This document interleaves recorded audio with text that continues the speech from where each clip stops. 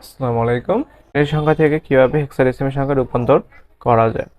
তো বাইনারি সংখ্যা থেকে যখন হেক্সাডেসিমাল সংখ্যা রূপান্তর করতে হবে তখন হচ্ছে আমাদের বিটগুলোকে, এই যে বাইনারি যে বিটগুলো আছে প্রত্যেকটা সংখ্যা একটা বিট বলে।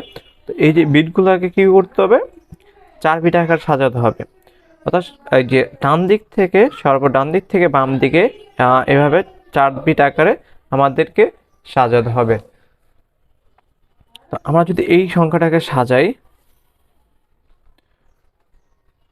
1 0 1 1 0 1 1 0 একটা বাইনারি সংখ্যা।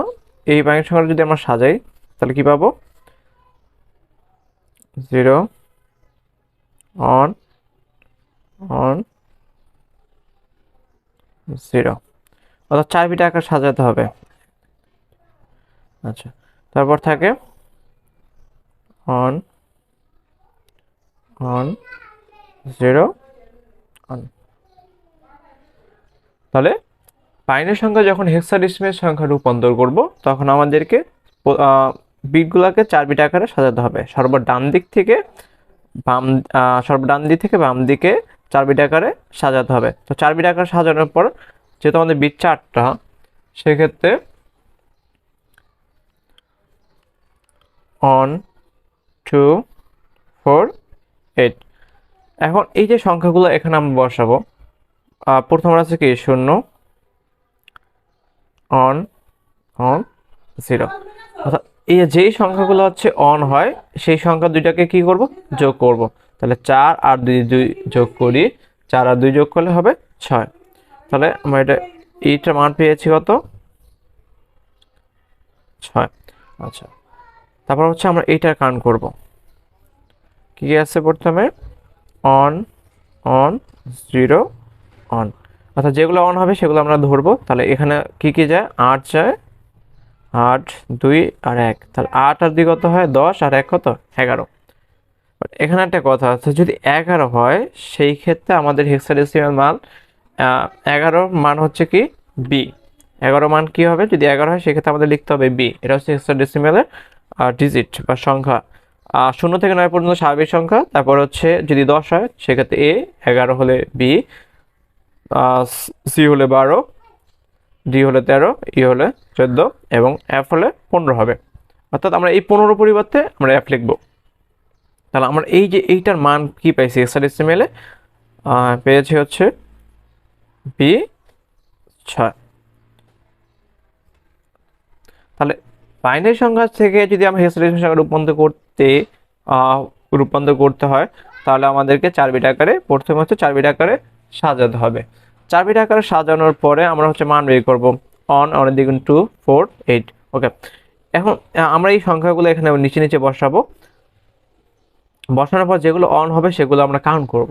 যেগুলো অন হবে সেগুলো আমরা কাউন্ট করার পরে যেগুলো অন হবে এগুলো আমরা কি করব, যোগ করব। 4 আর 2 যোগ করলে কত হবে, 6। তাহলে এটা মান কত হবে, 6। তারপর এই সংখ্যাগুলো আমরা নিচে বসাবো, অন অন 0 0 অন, যেগুলো অন হবে এগুলো কাউন্ট করবো। যেগুলো 8 2 আর 1, 8 আর 2 কত হয়, 10 আর 1 কত, 11। তাহলে আমরা খুব বাইনারি সংখ্যাকে খুব সহজে এইভাবে হেক্সাডেসিমাল সংখ্যা রূপান্তর করতে পারি। তো আমরা আরেকটা করে দেখি।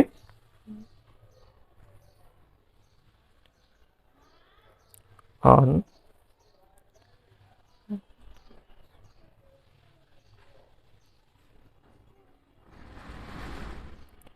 তো এই একটা বাইনারি সংখ্যা, এটাকে আমরা কি করব, হেক্সাডেসিমাল সংখ্যায় রূপান্তর করব। প্রথমে বলেছি যে হেক্সাডেসিমাল এই সংখ্যাটাকে রূপান্তর করতে হলে আমাদের কি করতে হবে, যে 4 বিট আকারে সাজাতে হবে। তো আমরা প্রথমে 4 বিট আকারে সাজাই। বুঝলাম যে ডান দিক থেকে 4 বিট আকারে সাজাতে হবে, 1 2 3 4 1 2 3 4। এই দাগ এখানে পরীক্ষা হলে দাগ দেওয়া লাগবে না, বাট আমি দাগ দিচ্ছি আপনাদের বোঝানোর জন্য।